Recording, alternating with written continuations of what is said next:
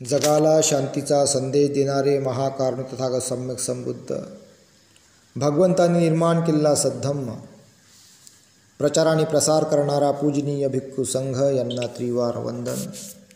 प्रियदर्शी राजा सम्राट Ashok Vishwabhushan doctor Babasaheb Ambedkar यांना अभिवादन. बुद्ध भगवान बुद्ध आणि त्यांचा धम्म प्रथम खंड भाग पहिला जन्मापासून परिव्रज्येपर्यंत त्यामधील 18 गृहत्याग. सिद्धार्थाने भारद्वाजाच्या हस्ते परिव्रज्या घेण्याचा विचार केला. सिद्धार्थाने भारद्वाजाच्या हस्ते परिव्रज्या घेण्याचा विचार केला. भारद्वाजाचा आश्रम कपिलवस्तूमध्ये होता. त्याप्रमाणे तो दुसऱ्या दिवशी आपला आवडता घोडा कंठक यावर आरूढ होऊन व आपला आवडता सेवक छन्न याला बरोबर घेऊन आश्रमाकडे निघाला. तो जसा जसा आश्रमाच्या जवळ आला तसतसे त्याला जसा जसा आश्रमाच्या जवळ आला तसे तसे एखाद्या नवीनच येणाऱ्या नवरदेवाला पाहण्यासाठी यावे तशी अनेक स्त्री पुरुषांनी बाहेर येऊन त्याला भेटण्यासाठी दारापाशी एकच गर्दी केली. आणि जेव्हा ते त्याच्या जवळ आले तेव्हा ते आश्चर्यचकित होऊन त्याच्याकडे पाहू लागले व त्यांनी अस्फुट कमलाप्रमाणे हात जोडून त्याला वंदन केले. ते त्याच्या सभोवती उभे राहिले. त्यांची अंतकरणे भावाकुल झाली होती. जणू काही प्रेमाने प्रफुल्लित होऊन पण निश्चल नयनांनी ते त्याला प्राशन करीत होते. सगळे त्याला पाहायला आले. जसा तो आश्रमाकडे गेला तसा तसा त्याला सगळेजण पाहायला आले, भावाकुल झाले आणि प्रेमाने प्रफुल्लित होऊन पण निश्चल नयनांनी ते त्याला प्राशन करीत होते. डोळ्यांनी त्याला ते असे पाहून असे प्राशन करत होते, म्हणजे पेत होते. त्याला असं पाहूशा वाटतं एखादं असं दृश्य का बा एखादं म्हणतो ना आपण काय रे निरा टी व्हीतच राहतं, निरा टी व्हीच पाहत राहतं, निरा मोबाईलमध्येच राहतं, मोबाईलच पाहतं, खातं का मोबाईलने पाहतच राहते असे डोळ्या. तर असे डोळ्याची पापणी न हलता निश्चल नयनांनी ते त्याला प्राशन करत होते, म्हणजे ग्रहण करत होते.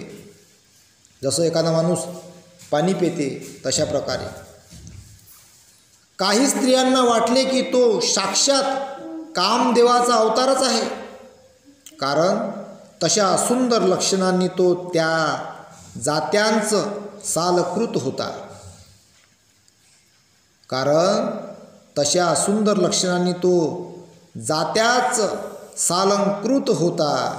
काहींना तर त्याची कोमलता व राजचर्या पाहून आपल्या दिव्य किरणांनी युक्त असा चंद्रच पृथ्वीवर प्रत्यक्ष उतरलेला आहे असा तो भासला.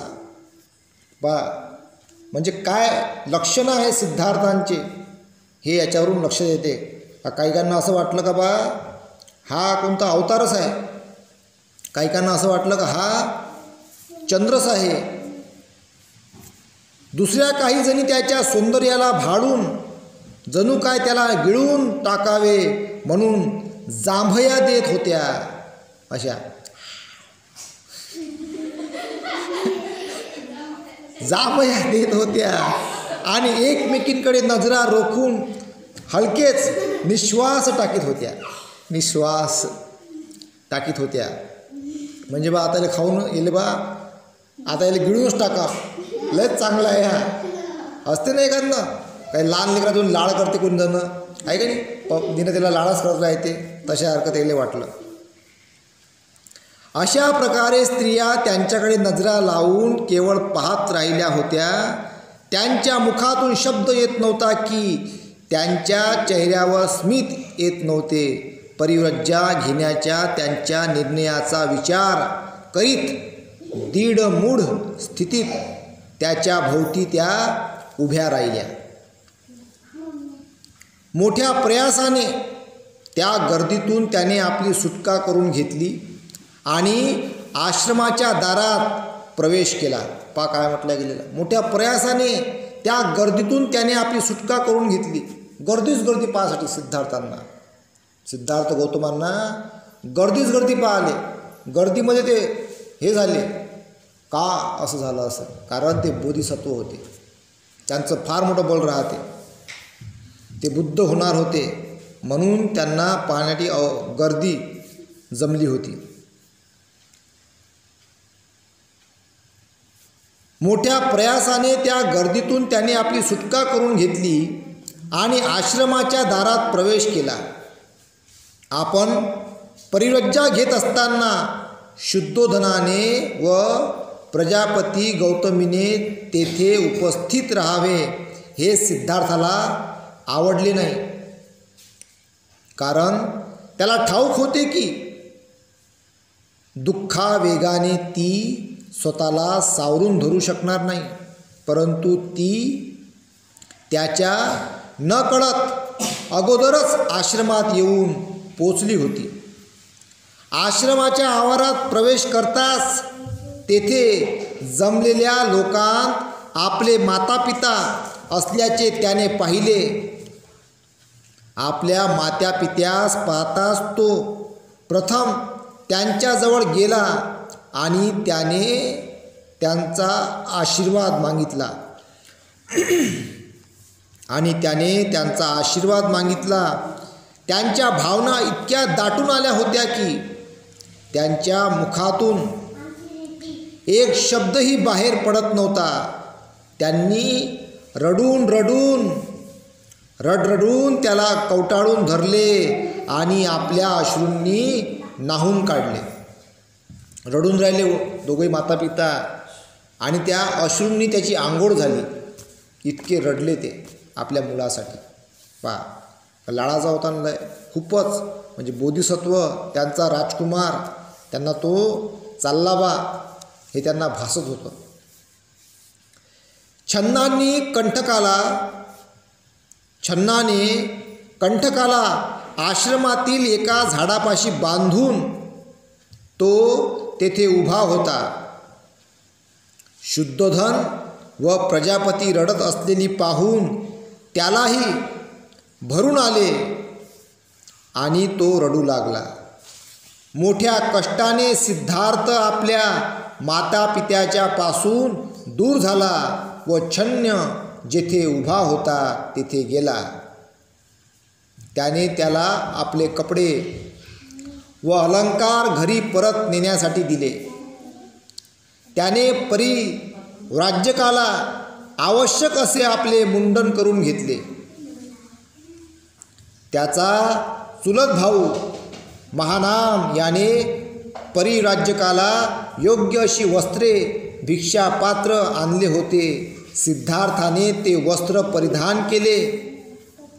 अशा प्रकारे परिव्राजकाच्या जीवनात प्रवेश करण्याची पूर्वतयारी करून सिद्धार्थ परिव्रजेची दीक्षा घेण्याकरता भारद्वाजापाशी गेला. भारद्वाजाने आपल्या शिष्यांच्या सहाय्याने आवश्यक तो संस्कारविधी केला आणि सिद्धार्थ गौतम परिव्राजक झाल्याचे जाहीर केले.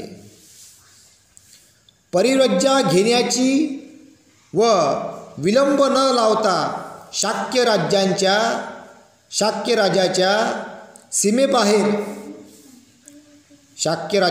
सीमेबाहेर जाण्याची आपण शाक्य संघाच्या समोर दुहेरी प्रतिज्ञा केली असल्याचे स्मरण ठेवून परिव्रजेचा संस्कार आटोपल्यावर लगेच सिद्धार्थ आपल्या प्रवासाला निघाला.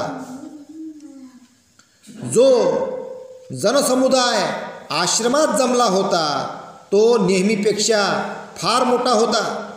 जो जनसमुदाय आश्रमात जमला होता तो नेहमीपेक्षा फार मोठा होता, कारण गौतमाला परिव्रज्या घ्यावयास लावणारी परिस्थितीच मोठी असाधारण होती.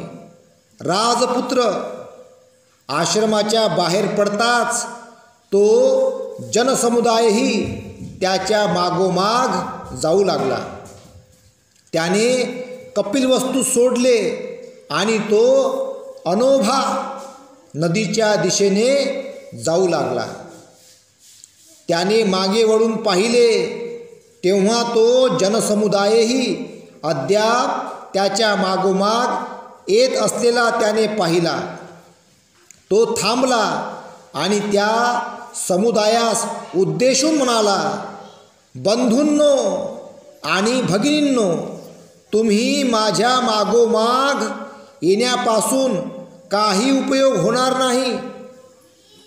मी शाक्य आणि कोली यांच्यामधील झगडा मिटविण्यात अयशस्वी ठरलो आहे, परंतु तडजोडीच्या बाजूने तुम्ही लोकमत तयार केले तर तुम्ही कदाचित यशस्वी होऊ शकाल. म्हणून तुम्ही परत जाण्याची कृपा करा. ही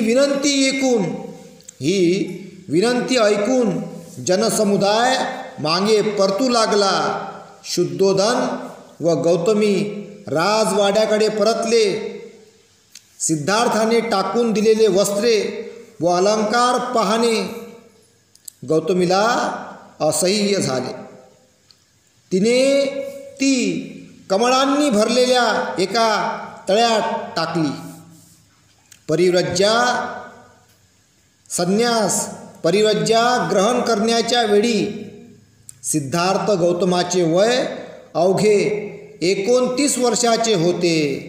लोक त्याची आठवण करून त्याची प्रशंसा करून म्हणत, हाच तो श्रेष्ठ क्लोत्पन्न शाक्य थोर मात्यापित्याच्या पोटी जन्मलेला विपुल धनसंपन्न व नवयौवनशाली, बुद्धीने व शरीराने सुसंपन्न असून राजविलासात वाढलेला, पृथ्वीवर शांती नांदावी म्हणून लोककल्याणासाठी तो स्वकीयांशी लढला.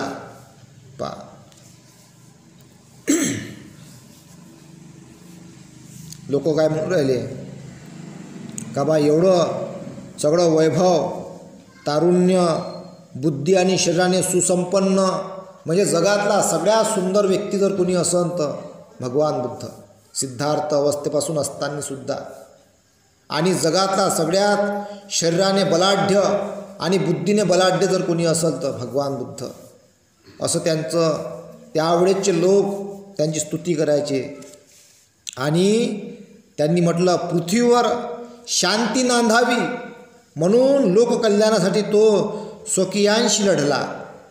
म्हणजे ह्या जगातल्या लोकांना शांती नांदावी बा, लोककल्याण व्हावं म्हणून तो स्वकीयांशी लढला. म्हणजे स्वतःच्याच जनसमुदायासोबत तो वैचारिक वादाशी लढला.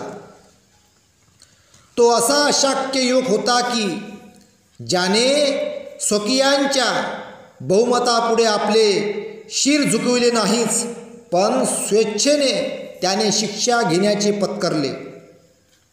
त्या शिक्षेचा अर्थ ऐश्वर्याऐवजी दारिद्र्य, सुख समृद्धीऐवजी भिक्षापात्र, गृहसौख्याऐवजी गृहहीन स्थिती असा होता. गृहसौख्याऐवजी गृहहीन स्थिती असा होतो. आणि तो अशा तऱ्हेने जात आहे की त्याची काळजी वाहणारे जगात कोणी नाही, आणि जगात स्वतःची म्हणून म्हणता येईल अशी कोणतीही वस्तू त्याने सोबत घेतलेली नाही. हा त्याचा स्वेच्छेने केलेला महान असा त्याग होता. हे त्याचे शौर्याचे व धैर्याचे कृत्य आहे. जगाच्या इतिहासात त्याला तुलना नाही. त्याला शाक्यमुनी अथवा शाक्य सिंह असेच म्हणावे लागेल. किती भयंकर त्याग आहे. एवढी मोठी धनसंपत्ती, सुंदर पत्नी, राजवाडा, सगळं सुख वैभव सगळं सोडसाळ करून बिचारा चालला. इतके महान असं त्यांनी चालले ते त्याग तेजवालं. आताच्या काळात आहे का असं का चाललो बा मी आता, हा पाहायला भेटते काय. हा त्यांना शाक्य सिंहच असे म्हणावे लागेल. शाक्य कुमारी किसा गौतमीचे म्हणणे की शाक्य कुमारी किसा गौतमीचे म्हणणे किती यथार्थ होते. सिद्धार्थ गौतमाच्या संबंधी तिने म्हटले होते, धन्य त्याची माता, धन्य त्याचे पिता, ज्यांनी अशा पुत्राला जन्म दिला, धन्य ती पत्नी जिला असा पती लाभला. पा असं आहे. आता असंच तुमच्या बाबतीत झालं पाहिजे. एखादे पती जर गेले, वा वा काय त्याग आहे, असं झालं तर त्याग आहे. कारण हे का असेल असं म्हटलं गेलं, धन्य त्याची माता, धन्य त्याची पिता, ज्यांनी अशा पुत्राला जन्म दिला, धन्य ती पत्नी जिला असा पती लाभला. पा काहून आहे माहिती आहे असं? कारण जगातलं सगळ्यात मोठं त्याग हे पुत्राचं त्याग आहे, मुलीचं त्याग आहे. हे त्याग सगळ्या दानापेक्षा सगळ्यात मोठं दान आहे. मुलाचं दान देणे धम्मासाठी, हे त्याग करणे, म्हणून तसं म्हटलं गेलेलं आहे. पुढे राजपुत्र आणि त्यांचा सेवक 19 राजपुत्र आणि त्यांचा सेवक कंठकाला घेऊन छन्नानेही घरी परतले पाहिजे होते, पण त्याने परत जाण्याचे नाकारले. त्याने राजपुत्राला कंठकासह अनोभा नदीच्या तीरापर्यंत तरी पोचविण्याचा आग्रह धरला. छन्नाचा आग्रह इतका होता की त्याच्या इच्छेपुढे गौतमाला माघार घ्यावी लागली. शेवटी ते सर्वजण अनोभा नदीच्या तीरावर येऊन पोचले. तेव्हा छन्नाकडे वळून गौतम म्हणाला, मित्रा, माझ्या पाठोपाठ येण्याची तुझी माझ्यावरील भक्ती स्पष्ट झाली आहे. तुझ्या स्वामी भक्तीने तू माझे हृदय जिंकले आहेस. तुला कोणतेही बक्षीस देण्यास मी जरी असमर्थ असलो तरी माझ्या विषयीच्या तुझ्या उदात्त भावनांनी मला संतोष झाला आहे. ज्यांच्याकडून आपणाला लाभ होणार आहे त्यांच्याबद्दल आपुलकी कोण दाखविणार नाही. पण दैव फिरले की आपली वाटणारी माणसे देखील नेहमी परक्यासारखी वागतात. पहा, इथं शिकण्यासारखी आहे गोष्ट. भगवान बुद्धाच्या बाबतीत पहा सिद्धार्थ गौतम काय म्हणतात, ज्यांच्याकडून आपल्याला लाभ होणार आहे त्यांच्याबद्दल आपुलकी कोण दाखवणार नाही. लाभ होते बा, काहीतरी भेटणार आहे तर त्याच्याबद्दल कोणीतरी आपुलकी दाखवते. पण दैव फिरले की म्हणजे वाईट परिस्थिती आली की आपली वाटणारी माणसे देखील परक्यासारखी वागतात.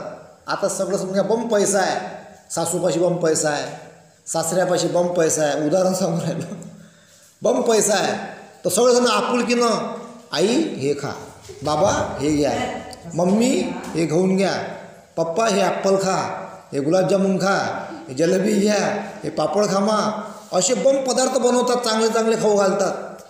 मग पुरे पैसे 50 लाख समजून घ्या आहे अकाउंटमध्ये, मग सरले समजून घ्या. मग ते विचार करतात, बापा पहिले तर पोरगा मस्त खाऊ घाले, सुने चांगली खाऊ घाले, आई हे घ्या, आई ते आता अकाउंटचे पैसे काय सरले, काही विचारतच नाही कोणी.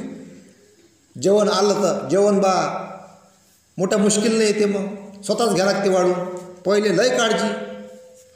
म्हणून इथं म्हटलं गेलेलं आहे, ज्यांच्याकडून आपल्याला काय लाभ होणार आहे त्यांच्याबद्दल आपुलकी कोण दाखविणार नाही. पण दैव फिरले की आपली वाटणारी माणसे देखील नेहमी परक्यासारखी वागतात. कुटुंब पोषणासाठी पुत्राला लहानाचे मोठे केले जाते. पित्याचा सन्मान पुत्र करतो. तो त्यांच्या भावी पोषणासाठी, जग आशेसाठी माया करते. काही एक हेतूशिवाय स्वार्थ निरपेक्षता असू शकत नाही. तूच एक याला अपवाद आहेस. पहा मित्राबद्दल काय म्हणते, मित्र असावा तर असा. तूच एक याला अपवाद आहेस. आता हा घोडा घे आणि परत जा. काय स्तुती केली. म्हणजे मित्र असावा तर छन्नासारखा. म्हणजे बा काहीतरी भेटून राहिलं बा तर सगळेच जण काळजी घेतात. तू बा याला एक अपवाद आहे, तुला मायापासून काहीच नाही भेटून राहिलं तरी तू मायासोबत इथपर्यंत आला, मायासाठी रडू राहिला, असा सिद्धार्थ स्तुती करताना छन्नाबद्दल म्हणते. तूच याला एक अपवाद आहेस. आता हा घोडा घे आणि परत जा. महाराज जरी आपल्या प्रेमळ आत्मविश्वासामुळे अद्याप डळमळलेले नसले तरी ते आपले दुःख आतल्या आत गिळण्याची पराकाष्ठा करीत असतील. महाराज जरी आपल्या प्रेमळ आत्मविश्वासामुळे अद्याप डळमळले नसले तरी ते आपले दुःख आतल्या आत गिळण्याची पराकाष्ठा करीत असतील. त्यांना सांग की मी त्यांना सोडून आलो तो स्वर्गप्राप्तीच्या तृष्णेमुळे किंवा त्यांच्यावरील प्रेमाच्या अभावामुळे अथवा काही रागामुळे नाही. घर सोडून मी अशा रीतीने निघून जात असलो तरी माझ्याबद्दल शोक करण्याचा विचार त्यांनी करू नये. सहवास हा कितीही दीर्घकाळ टिकला तरी कालावधीने त्याचा शेवट हा होतोच. जर वियोग अटळ आहे तर स्वजनापासून दुरावण्याचे अनेक प्रसंग वारंवार कसे येणार नाहीत, प्रश्न केलेला आहे. माणसाच्या मरणसमयी त्याच्या संपत्तीचा निसंशय वारसा हक्क सांगणारे लोक असतात, परंतु त्याच्या सद्गुणांचे वारस जगात सापडणे कठीण असते. किंबहुना ते नसतातच. संपत्तीचे वारस सगळेच असतात. हे माय होय, हे माय होय, हे मायासाठी केलं होतं, हे माया वाटा आहे, या मला एवढा हिस्सा पाहिजे. संपत्तीसाठी भांडणं होते. परंतु त्यांच्या सद्गुणांचे वारस जगात सापडणे कठीण असते. एखादा असा बा का तिघा भावापैकी 4 भाऊ आहेत तर एखादा असा का बा तुम्ही भांडू राहिले संपत्तीसाठी, मा ऐसा तुम्हीच ठेवा बा, असा सद्गुण सांगणारा, तर असे वारस नसतातच. महाराजांनी माझ्या पिताजींची सेवा शुश्रूषा होणे अगत्याचे आहे. महाराज म्हणतील की मी अवेळी निघून गेलो, पण कर्तव्यासाठी कधीच अयोग्य वेळ नसते. ह्या आणि अशाच शब्दात मित्रा महाराजांना सांग आणि जेणेकरून ते माझी आठवणही करणार नाहीत अशाच प्रयत्न करीत राहा. आणि होय, माझ्या मातेलाही पुन्हा पुन्हा सांग की तिच्या वात्सल्य प्रेमाला की मी कितीतरी अपात्र आहे. ती फार थोर स्त्री आहे. तिची थोरवी शब्दांनी सांगता येण्यासारखी नाही. हे शब्द ऐकून शोकाकुल झालेला छन्न हात जोडून भावना तिरेकाने कंठ दाटून येऊन उतरला. स्वामी चिखलाने भरलेल्या नदीच्या पात्रात हत्ती जसा ऋतून बसावा तशी तू माझ्या आप्तांना ज्या मानसिक वेदना देत आहेस ते पाहून माझ्या मनाची स्थिती होत आहे. तुझ्यासारखा निग्रह पाहून एखाद्याने अंतकरण लोखंडासारखे कठीण असले तरी कोणाच्या डोळ्यात अश्रू आल्याशिवाय राहणार नाहीत. ज्यांचे अंतकरण प्रेमाने उचंबळले आहे त्याची तर गोष्टच बोलावयास नको. कुठे तुझा तो प्रासादांत लोळणाऱ्या शरीराचा नाजूकपणा आणि कुठे कठीण कुशाग्रांनी भरलेली तपस्व्याच्या अरण्यातील ती भूमी. हे राजपुत्रा, तुझा हा निर्णय माहीत असताना हा घोडा घेऊन कपिलवस्तू नगरीला दुःखात लोटण्यास मी आपणहून कसा जाऊ? एखादा धर्मनिष्ठ माणूस आपल्या सद्धर्माला सोडून देईल काय? एखादा धर्मनिष्ठ माणूस आपल्या सद्धर्माला सोडून देईल काय? प्रश्न. त्याचप्रमाणे स्वतःच्या मुलासाठी सतत झटणाऱ्या आपल्या वयोवृद्ध पित्याला सोडून तू जाणार काय? प्रश्न केला. आणि तुझी सावत्र आई, जिने तुला लहानाचे मोठे करण्यात खस्ता खाल्ल्या, तिला एखाद्या कृतज्ञ माणूस आपल्या उपकारकर्त्याला विसरतो तसा तू सोडून जाणार काय? जी सद्गुणांची खाण आहे, जिच्यामुळे कुटुंबाची शोभा वाढली आहे, जी पतिभक्ती परायण असून जिने नुकताच एका बालकाला जन्म दिला आहे, अशा तुझ्या त्या पत्नीला तू त्याग करणार काय? प्रश्न.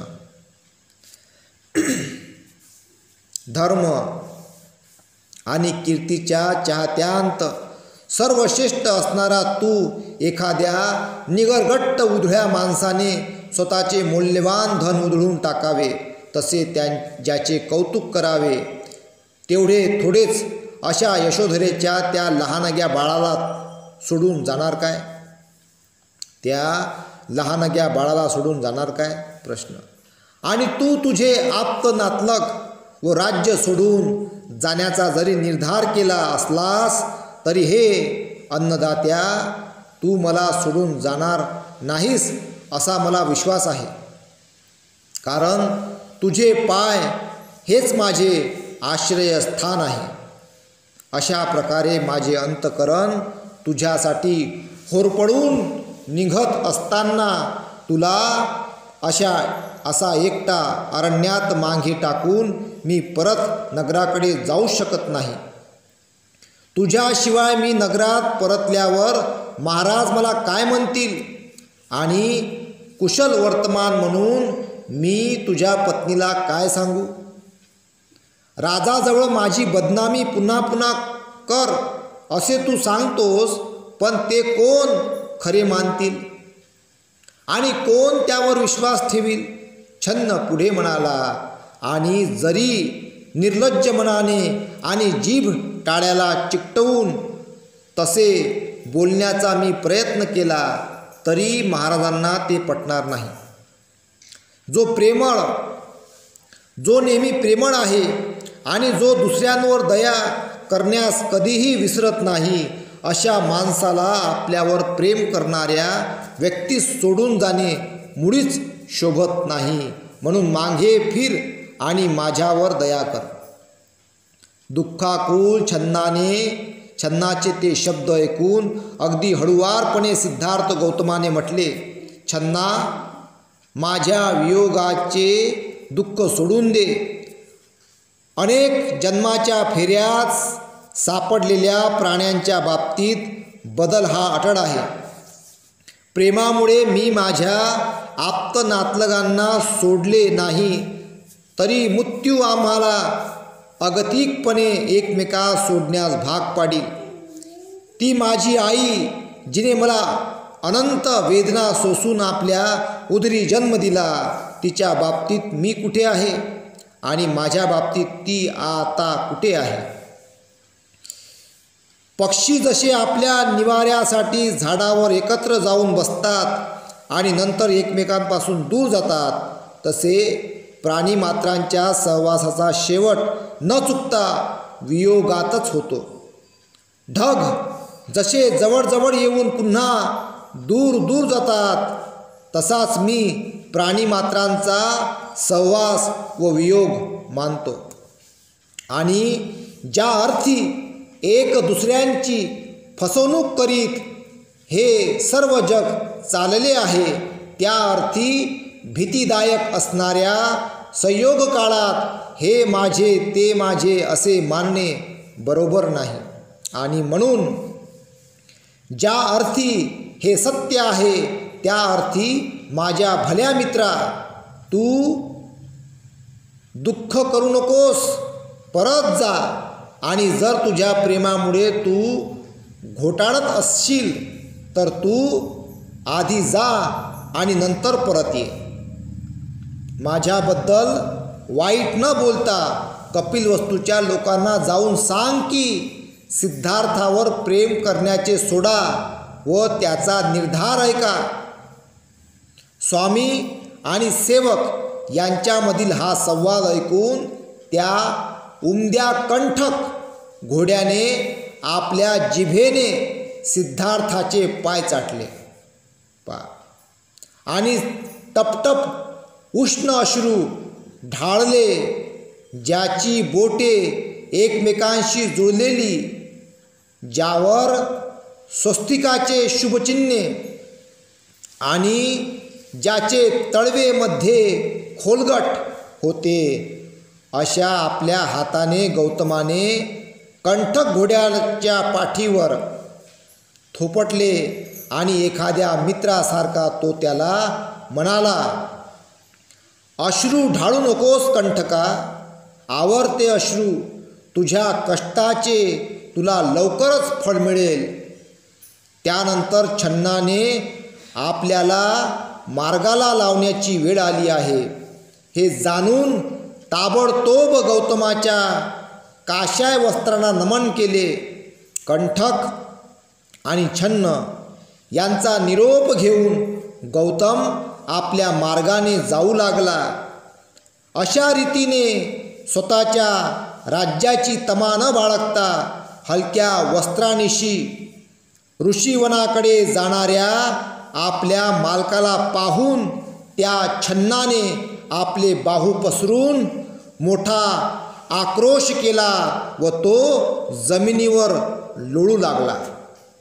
आक्रोश असं करते ना, असा जमिनीवर मग लोळू लागलं. ते रडते ना लहान लेकरू, तसं अशा प्रकारे मार्गात तो काही वेळा आपल्याशीच विचार करीत राही, काही वेळा चालताना अडथळे व काही वेळा जमिनीवर पडे.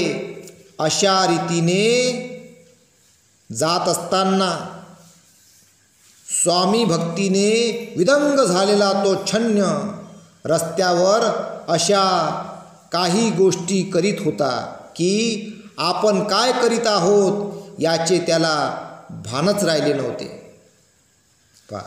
भयंकर रडला तो त्याला जात असताना पाहून.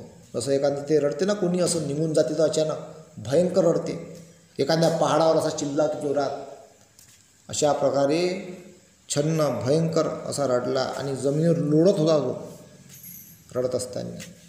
इतकं भयंकर ती परिस्थिती होती. तर आपण काय करीत आहोत याचे त्याला भानच राहिले नाही, तर अशा प्रकारे इथपर्यंत आहे. आणि पुढील आता आपण पुढच्या वेळेस बघू. इथेच थांबतो. साधू साधू साधू.